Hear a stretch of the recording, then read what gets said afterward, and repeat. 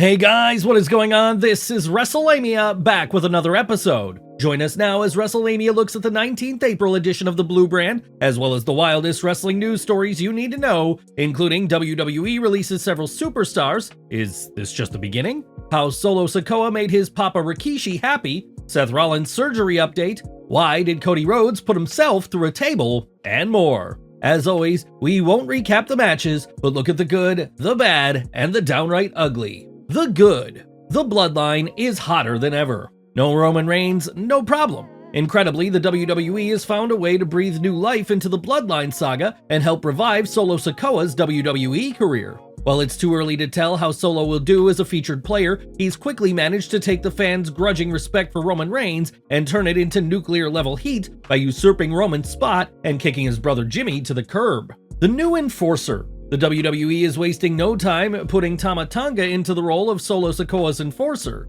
Solo referring to Tama as his MFT has led to speculation just what it means, with some fans speculating it stands for my fucking thumb. Whatever it stands for, it's clear Solo wanted someone even more savage than himself to be his enforcer, and judging from Tama's vehicular assault on Kevin Owens and last week's hit job on Jimmy Uso, Solo found his man. Although Solo's version of the bloodline only has 2 members, fans should expect more, and if they're as ruthless as Tama, it's bad news for WWE. Fatal 4-Way Sizzler. Tonight's Fatal 4-Way Tag Team was a real sizzler that reminded fans how competitive WWE's tag team ranks are, and also why it's important to have tag team championships for each brand. Anyone could have won this match, which only strengthened the idea of how stacked the tag division is. Tiffany Stratton strikes back. You didn't think Tiffany Stratton would let Naomi's win over her go unanswered, did you? Wrestling's Center of the Universe's attack on Naomi and Bayley was the perfect way to show how conceited Tiffany is, as well as how dangerous she can be. Stratton is quickly proving that she may be a newcomer, but she's not waiting in line for anyone. A-Town Clown Under. A-Town down turning down Triple H's handshake was a typical arrogant heel move for them, and a bit of karma for Triple H, who routinely flouted authority during his DX days. However, Smackdown general manager Nick Aldis wasn't having it, a reminder he's no pushover. Likewise, Aldis warned Paul Heyman there would be consequences if the Bloodline acted up next week during the draft, a warning Paul Heyman sold skillfully as his facial expression reflected his uncertainty if he has any control over Solo. Naturally, Aldis needs to back up his warnings or he's just another Adam Pearce, but there's promise for this exercise of power. Jade Cargill and Bianca Belair have rockstar aura. Jade Cargill and Bianca Belair's appearance in the Skybox during SmackDown gave off real rockstar vibes. Bianca Belair is a star in her own right, but the combination of her and Jade Cargill, who oozes charisma, is something the WWE could easily see lead to major mainstream publicity. The only downside is that Cargill may end up being too big for the WWE and find herself in Hollywood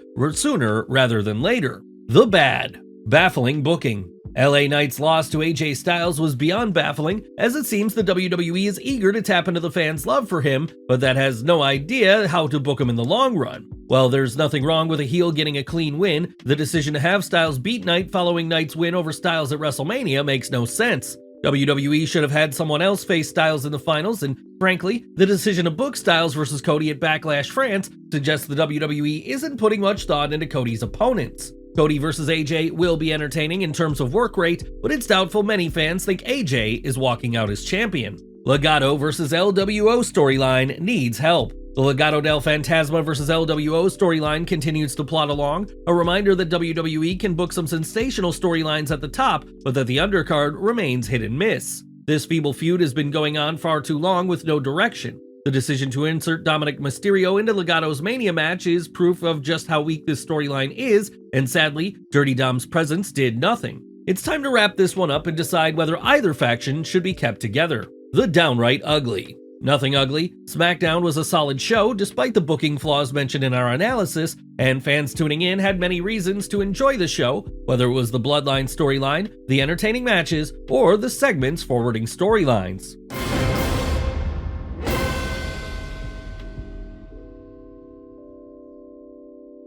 WWE releases several superstars. Topping today's news are the releases of several superstars and the question of whether this is only the beginning. So far, the WWE has released Jinder Mahal, Xia Li, Veer Mahan, and Zion Quinn.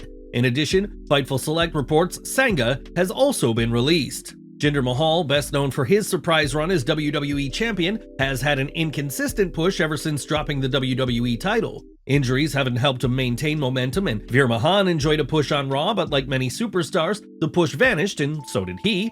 Zion, a former rugby player, has been competing in WWE for several years, competing on NXT until he became a free agent following the 2023 WWE Draft. Like many of WWE's free agents, Zion was incognito on TV. As for Xia Li, the WWE's first female Chinese superstar has been lost in the shuffle ever since her call-up to the main roster in 2021. With the WWE Draft days away, it makes sense to release wrestlers now rather than drafting them and future endeavoring them. Like AEW, the WWE has an oversized roster, and it may be difficult for Triple H to justify having so many people on the company payroll when they're infrequently used. There's also the question of whether the WWE feels these superstars are the right fit for the company, as they've remained on the back burner for many years. What do you think of these releases, and do you expect more? Did The Undertaker ruin WrestleMania? Did The Undertaker ruin WrestleMania? No, Wrestlelamia isn't referring to the Phenom's in-ring cameo at WrestleMania 40, which most fans seem to enjoy, but Taker possibly spoiling the reveal for where WrestleMania 41 will be held. The Dead Man was asked on his 6 Feet Under podcast about the venue for next year's Showcase of the Immortals, and he remarked he thought it was heading to Las Vegas. The WWE Hall of Famer backpedaled, leading some fans to think Undertaker accidentally spoiled the big reveal. As Wrestlelamia reported yesterday, the WWE is apparently deciding just when to air the show, as it doesn't want to compete against the Final Four college hoops games, and may also be having second thoughts of running shows in cooler climates after Night 1's frosty temperatures. While Minneapolis has been discussed as a frontrunner, it seems Las Vegas has been considered. As with anything in wrestling, fans should be cautious about the chance of being worked, even by something as seemingly innocent as this. When will Seth Rollins return from knee surgery? When will Seth Rollins return from the knee surgery he underwent earlier this week? Seth's wife Becky Lynch informed viewers on The Late Late Show that, so he's just got surgery on Tuesday, so he had knee surgery, he tore his meniscus a little while ago before WrestleMania, and so his rehab I suppose is running after a little 3-year-old now. That'll be great for his knee surgery. It's unknown what type of surgery Seth had, so his recovery time is also unknown. As Wrestlelamia noted, when Seth tore his MCL and meniscus earlier this year, Seth was also dealing with ACL issues, which could get worse due to the weakened condition of his MCL and meniscus. If Seth chose to have all 3 matters resolved, he could be gone for the rest of the year. However, since it's unknown what the surgery was, fans will have to wait to hear from Seth himself. Solo did it for Rikishi. Did Solo Sikoa make Papa Rikishi proud by having Tama Tonga drive a car into Kevin Owens' car? Rikishi is no stranger to car wars, as he's the man who ran over Stone Cold Steve Austin with a car during the Attitude Era, claiming he did it for The Rock. Now, some fans are curious what Rikishi thinks of Solo's tactics and whether he's proud of his son for following in his footsteps. Even if Rikishi isn't happy with Solo having KO crushed in his car, he's got to admire his son for having the smarts to have a flunky do it so he can feign ignorance. It's all about plausible deniability. New tag team titles unveiled. Did you like the WWE rolling out new tag team title belts for the Awesome Truth on Raw? If so, you'll love the design for the newly minted WWE Tag Team Championship belts. While Wrestlemania thought the World Tag Team Championship belts were decent, these belts are gorgeous, and dumping the Raw and Smackdown names for these new belts would help the WWE avoid awkward moments when tag champions are drafted to another brand.